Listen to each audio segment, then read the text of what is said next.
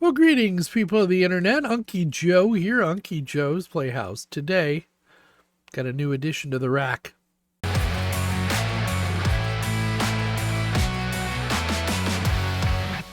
So, with Unky Joe, it's always some comedy of errors, some odd set of circumstances that only I can seemingly recreate in my lab environment that causes things to go, well, straight to hell, frankly.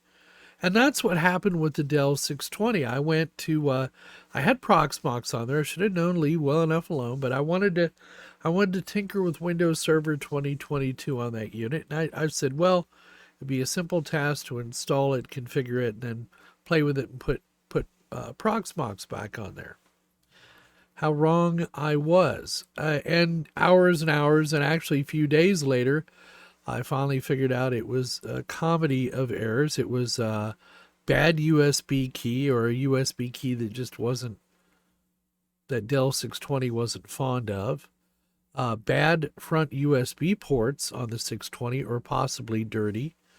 And all these things lead one thing leads into another, and 2 days later I finally figured out that if I just installed off of a new USB key on the back of the unit, and one that I used Ventoy to create the boot image with, things worked fine. And so I moved on from that. But it got me to thinking, that 620 is getting awfully old. And the other fact is that I need more power because of certain things I'm doing here at Unky Joe's Playhouse. So I went out on the eBay like any normal human being would, and I looked for I wanted another 1U unit. I like these 1U servers from Dell. They've got a lot of compute power packed in a little bitty space. And now since SSD drives and NVMEs are pretty much ubiquitous, I don't care so much that I don't have 3.5-inch drive trays. They only come with 2.5-inch. That's fine. It really doesn't bother me because I can fill those with, semi-fast SSDs and have really fast storage. I mean, the goal, after all, is for me to get as many virtual machines as I can run on these servers. So that's why I decided to go with the Dell R630. Well, the main reason I went with the Dell R630 is I found one for $170 on eBay shipped to my door, and I couldn't pass it up. And it's not a high-powered unit. In fact, I have a Dell 730 that is basically the mirror unit of that, but it's a 2U instead of a 3U. But basically, the internals are the same. CPU's different, RAM's different. I've got a RAID controller in the 730, which I don't have in the 630. But let's go talk about what does come with that Dell R630. So we might as well get it straight from the horse's mouth. So the PowerEdge 630 is a cute little server. If we zoom in on it here, here you go. I can't pull it around, but there you go. There's the cute little server. I did not get the front cover with it for whatever reason. They always seem to lose those things when they're in data centers, or they just don't include them for whatever reason. Now, it's a little misleading. It says, with computing capacity previously only seen in 2U servers, which, okay, whatever. This is indeed a 1U rack server. So I can, you can fill it with 24 all-flash drives or 24 1.8 SSDs. All kinds of ways you can outfit this Dell R730. Mine, I got it with two E5 2620 V4 processors.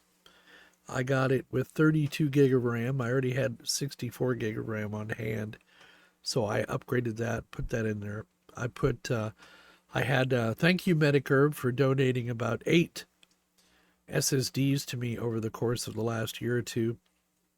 4 of those are 1 terabyte, and 4 of those are 500 gig, and I put them into some arrays under Proxmox. I'll show you how I did that.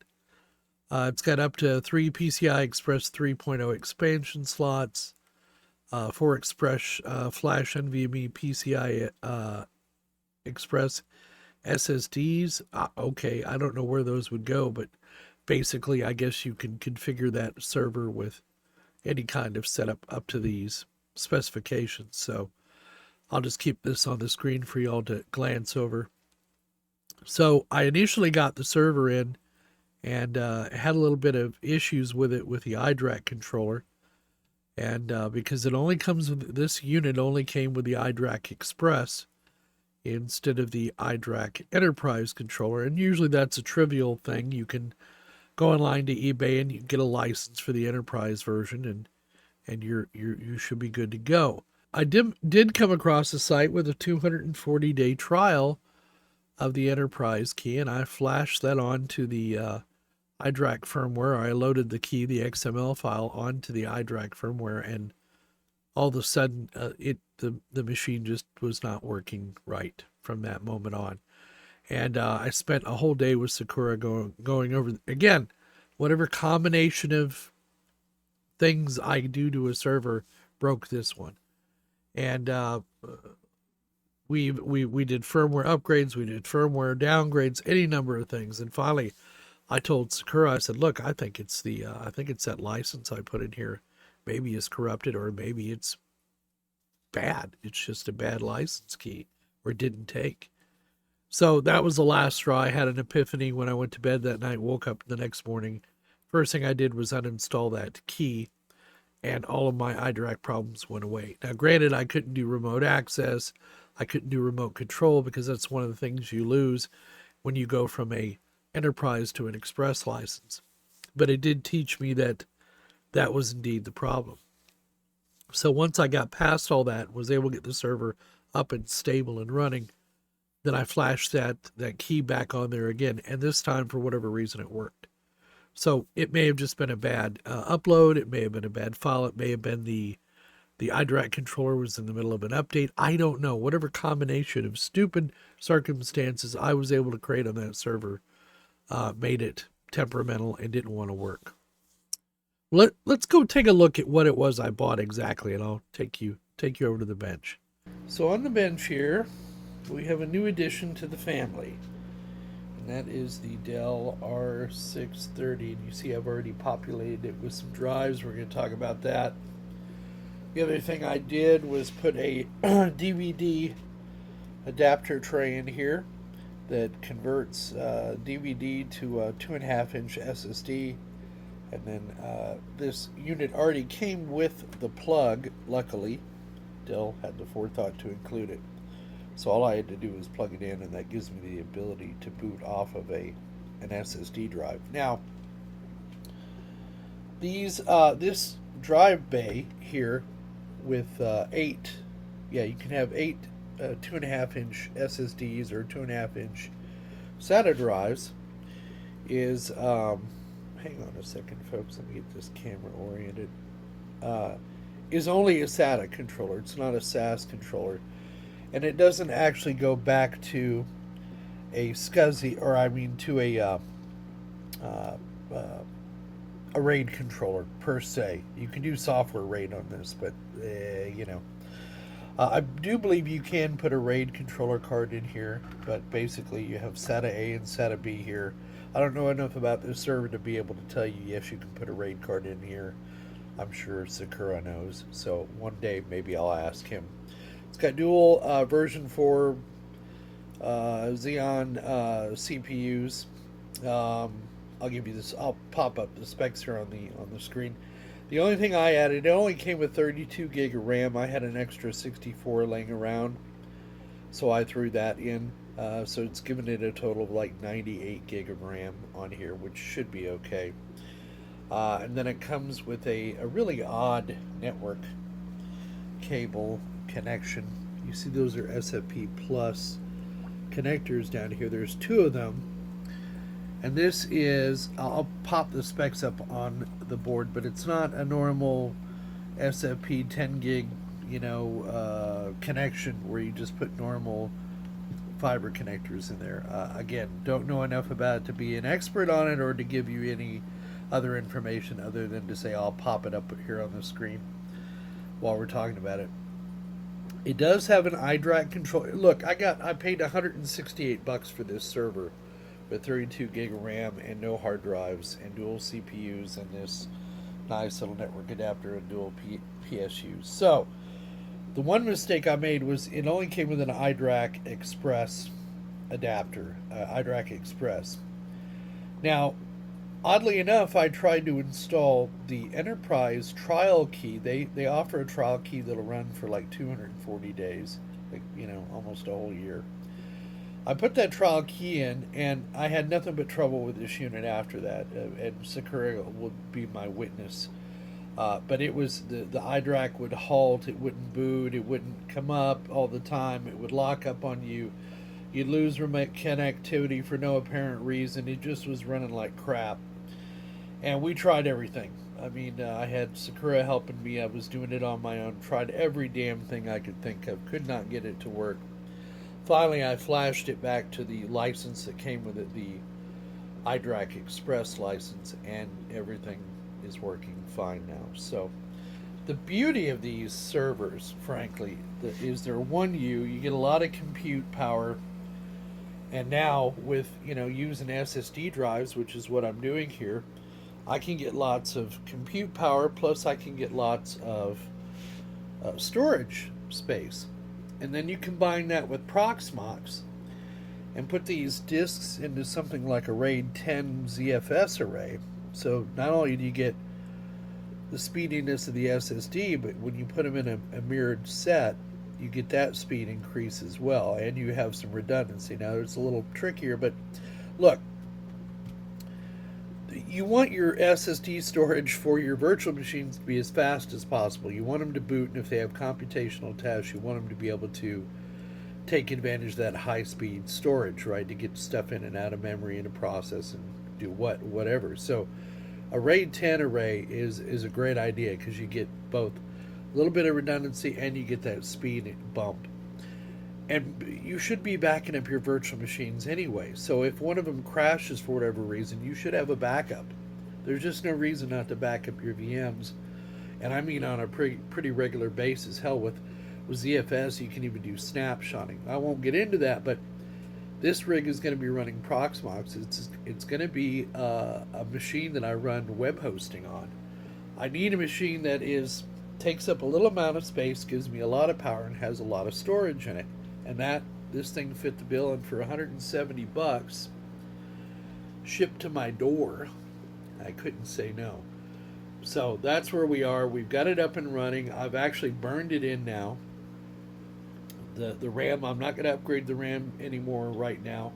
I am going to use both power supplies when I go to plug this thing in to the rack. I did, believe it or not, I sent off to Dell, and I got some rack rails from Dell directly, and they got here the other day, and here they are. And these are the rails for the 730. Let's see. Yeah, they're the Ready rails, 1U, A8.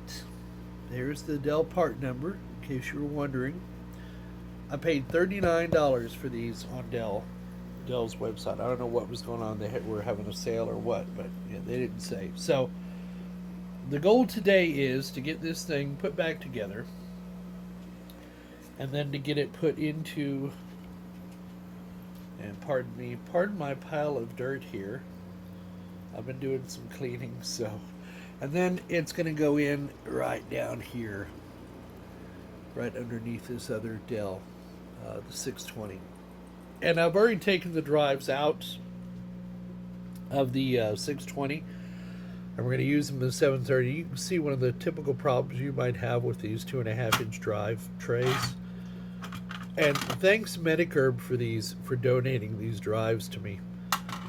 They've just been so useful. The problem with this one is that the little latch up here is broken, so that you can't latch it. So that's a common thing with these drive trays, even the good metal ones. In fact, they seem to fail more than the plastic ones do. But the server folks thought enough of me to send this on, send me a couple of these drive trays. So the other thing I'm going to do is get this SSD put into one of these drive trays so that I can then shut it. But yeah, I filled it with, it's got all SSDs in here. They're all Samsungs, and I'm sure these drives are, I think I just had another one break. Nope, that one's good. These drives are probably all near the end of their life. But that's all right. I'll keep running them until they fail. Yeah. Anyway, let's get it back together. Let's get it put into the server rack, and then we'll go take a look at what I got running on it.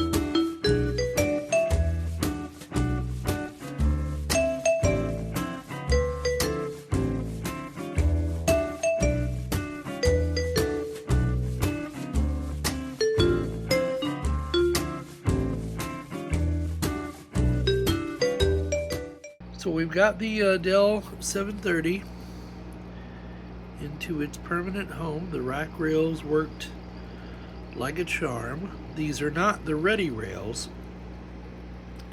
They're the two-piece rails, and that's probably one of the reasons they were only $39. But with the 1U server, the ready rails,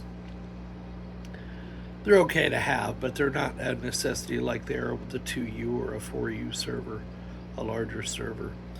I mean, those and the rack rails I have, I believe they'll work for a 730 as well as a 6 or a 720. So I'm gonna hold on to those rails just in case I end up deciding to put that R730 into the rack and getting rid of the Dell 620. The Dell 620 is not failing, but the power to performance ratio on this is not as good as it is with the 630. You know, as far as watts, the current usage, power usage, compared to the 630. And even the 630 is old, but it's a lot more efficient with the way it uses power. So maybe I'll do a giveaway or something on this R630. I'd love to see it go to a good home. It's got the iDRAC and everything in it, but we'll see what happens. But for now, the 630 is up and running. It's back in the rack where it belongs, and I think it's pulling about 90 watts, 100 watts. Let's see, what is it pulling? It's pulling 70 watts. How's that? This thing, when it's running and running a virtual machine, pulls about 120 watts. So yeah, that's quite a bit of savings. It's running Proxmox, running 100 gig of RAM, and it's only pulling 70 watts with 9 SSD drives in there as well. All these drives here are SSDs, plus the one where the CD-ROM drive would go. So there you go. All right, so now we're over on the Dell, and you can see it's up and running. It's an R630. It has two E5 2620 V4 CPUs, 2.1 gigahertz, and we've got about 98 gig of RAM. I've got a single virtual machine running on here right now. It is running Windows Server 2022, and you can see it's on a different subnet from the rest of my stuff on my network, and because this machine has a special job it's doing, but it is running fine. It's been up and running here now a couple of days. Haven't had any trouble with it. I've been experimenting with some other stuff. Now, this will be an always-on server, 24/7 server. It's also kind of a mission-critical server, and you can see I've identified the virtual machines that are critical and whether or not they're a server or not.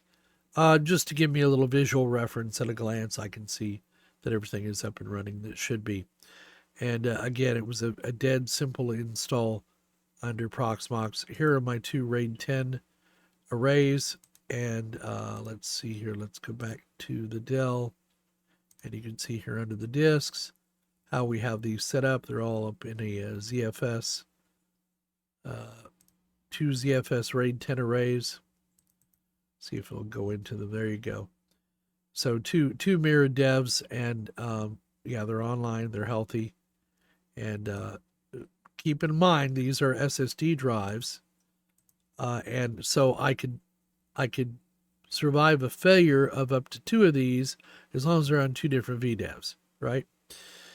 But that's why you make backups. And I also, you notice I have a backup folder here with lots of room, lots of free space to do my backups. So if you're going to run these on like SSDs, and keep in mind, you know, SSDs typically are all going to fail right around the same time if you buy them together. And I think these were all bought around the same time frame. So I need to keep a careful eye on any event or any errors that might indicate they're failing. And make sure I keep regular updated backups of these VMs because they are, like I said, mission critical. So, but there you go. It's up and running. It's on the Dell. Thank God for Proxmox, eh? So the point is, the machine is now up. It's there in the rack right next to my finger with all the blinking green lights. I have 2 SSD RAID 10 arrays in there running ZFS. I've got 90 some odd gig of RAM. 2, what are they, 2520 Xeon version 4 CPUs. I think they're 2520s. Let's see here. Yeah, 2620, sorry. I can upgrade those later if I need more speed. And right now it is a mission critical server. It is serving some hosting needs I have for some clients, and it's doing very well. It uses very little power. I think full board, that thing is using 115 watts right now. Yeah, so not bad compared to the other one, which was, you know, quite a bit more and not as much power on that 620 as there is on the 630. So all in all, I feel like I got a good deal. I got it in here quick, got it installed and configured. And other than the iDRAC kerfuffle, I'm very happy with my purchase. So anyway, we hope you found the video entertaining and informative. As always, please give the video a thumbs up down below if you like it. Leave your comments down in the comments section. If you're so inclined, leave your comments in the comments section. Subscribe if you're not already a subscriber, and click that little notification bell to be notified of new videos when they come up. Donate if you're so inclined. PayPal, Patreon, YouTube join function, or become a YouTube premium member like the rest of us and suffer. That's all I can tell you. Thanks again for coming to see us, and please don't forget, we'll see all of you on the other side. I've been watching old Unky Joe.